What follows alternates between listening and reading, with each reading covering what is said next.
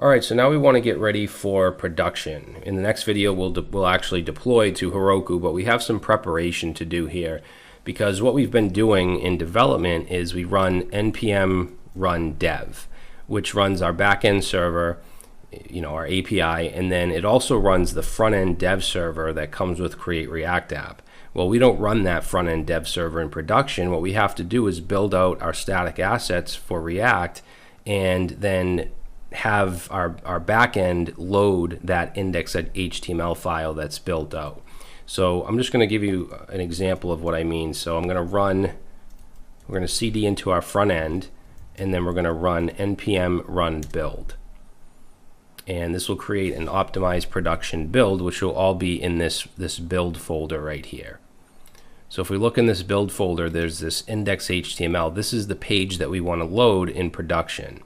Okay, so there's no dev server or anything like that. So we have to prepare this by going into our backend server.js, and we're gonna, let's go down underneath all of our, routes here because we want our APIs to load. So I'm gonna go under that, and I want this to happen if we're in production mode. So I'm gonna say if process.env.node.env is equal to production, which it will be when we deploy it to the server, then I want to set this folder right here, so front end build, I want to set that as our static folder so that we can directly access it and we can load the index.html. So we already made down here, we did the uploads folder. We set that as static. So here I'm going to do kind of the same thing. I'm going to say app.use express.static, and let's pass in here path.join, and we want _dir name, and then I want to point to that /frontend/build and make that a static folder.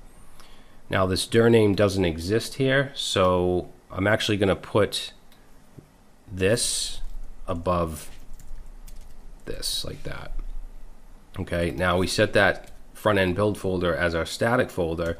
Now I'm going to create a route. I'm going to say app.get and then asterisk. So basically anything that isn't any of these routes, any of these API routes, and we want to make sure we get rid of this slash that just says API running. You want to get rid of that.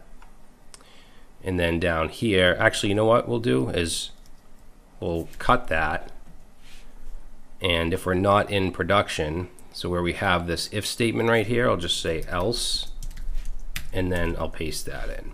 Okay, but if we're in production, we're going to go ahead and get any route that's not our API, and let's say request response, and we want to basically just point to that that index.html that's in our build folder. So I'm just going to say res.send file, because we can use this send file, which will transfer the file at the given path.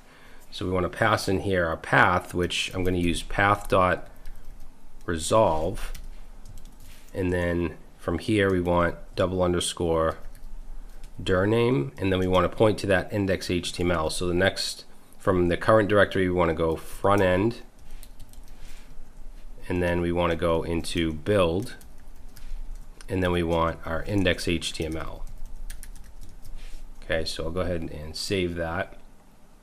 So again, if we're in production, we're setting the front end build to a static folder, and then any route that's not any of these up here, our API, is going to point to this index.html that's in that static folder. Okay, so that's in production. Else, then if we go to the root, it'll just say API is running rather than showing our actual application. And I mean, there's a lot of different ways to do this. This is just what I prefer. Now, if we close this up and we go into our backend, or not our backend, into our .env, and we set this to production, and I save that, and then we go to our root here. Now I'm not going to do npm run dev. Remember, npm run dev runs the front end server. I don't want to do that. All I'm going to do is what the Heroku server is going to do, and that's npm start, which just runs the server file.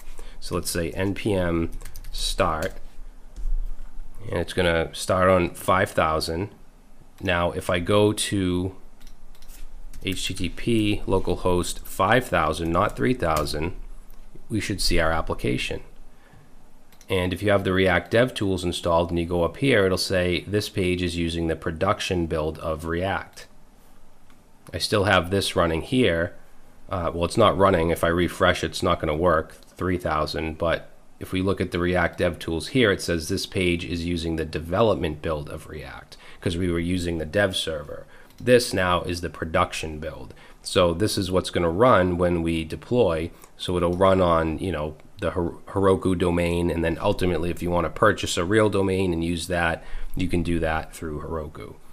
Okay, so now that we're all set to deploy, let's just stop this.